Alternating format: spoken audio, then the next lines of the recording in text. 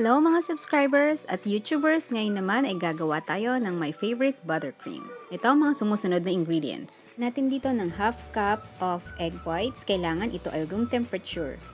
Sunod naman ay ang 3/4 cup of white sugar. Isasama natin ito dun sa egg white natin. And then ilalagay natin to sa ibabaw ng ating pot na may konting tubig na kumukulo. At hahaluin natin to hanggang matunaw. Ang kailangan natin dito, yung tubig natin ay hindi sumasayad dun sa bowl na pinaglalagyan ng sugar at ng egg whites mixtures. Ilang natin ito ng mabuti hanggang mag-combine ang egg whites at ang sugar.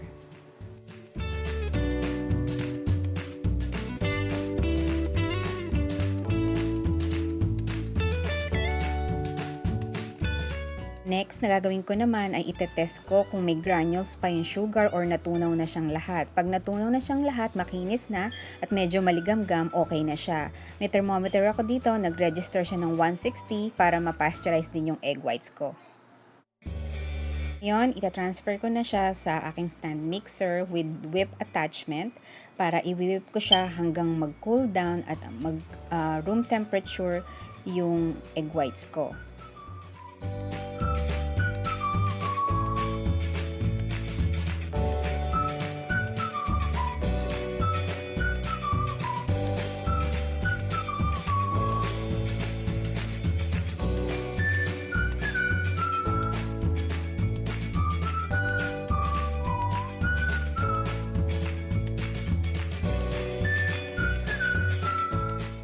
Wala naman kayong stand mixer, pwede rin kayong gumamit ng hand mixer. Pero kung i-whisk nyo lang to ng by hand ay aabutin kayo ng sobrang tagal kasi kailangan ito lumamig bago nyo i-combine yung butter nyo. Kung hindi, matutunaw lang ito.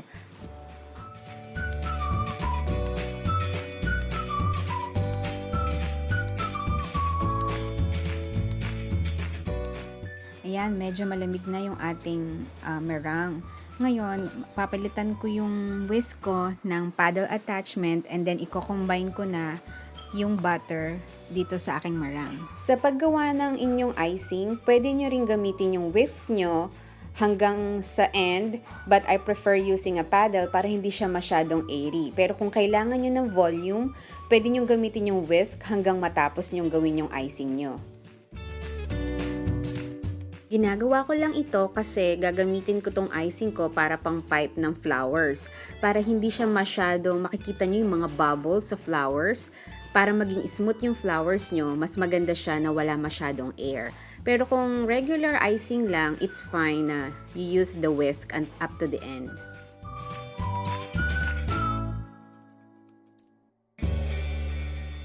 Speed ko dito ay 6 or 8 sa aking mixer, and then 1 tablespoon at a time, i-combine natin yung ating butter.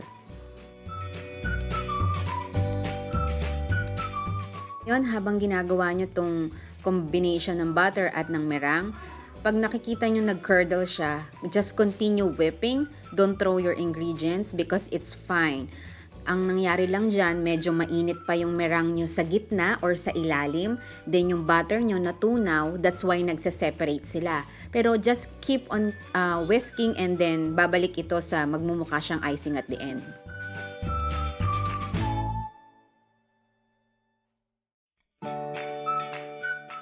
Ayan, na-combine ko na ang 1 cup of butter. So ito malapit na siya sa mukhang icing na siya. So we will put 1 teaspoon of vanilla, and if you want a little bit of salt, you can put salt on it kung hindi kayo gumamit ng salted butter.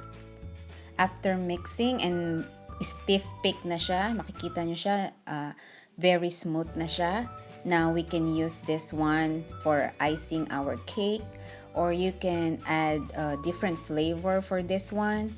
Kung anong kailangan yung flavor or any extract na you want to use.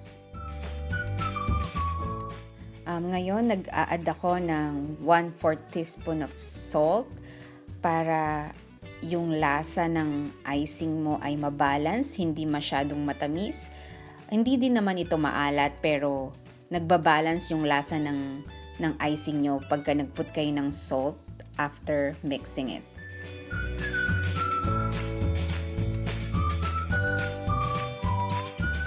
Kung gusto nyo itong gawing chocolate icing, pwede nyo rin lagyan to ng melted chocolate and then whisk nyo lang ulit. Or if you want it as a coffee flavor, you can put coffee extract or any extract that you want to use. And then divide nyo lang ito sa bowl. And then you can color this one any color you want kung ano man yung gagamitin nyo. Ayan, gawa na ang ating my favorite buttercream. Pag tinikman nyo ito, hindi ito sobrang tamis na kagaya ng American buttercream. This is very light sa lahat ng cakes ko. Mostly ito ang ginagamit ko. You can use it for piping too. It is soft but it's stiff that you can pipe any flowers or any decoration you want. So kindly follow my Instagram, Sweet Passion Plus, and happy baking!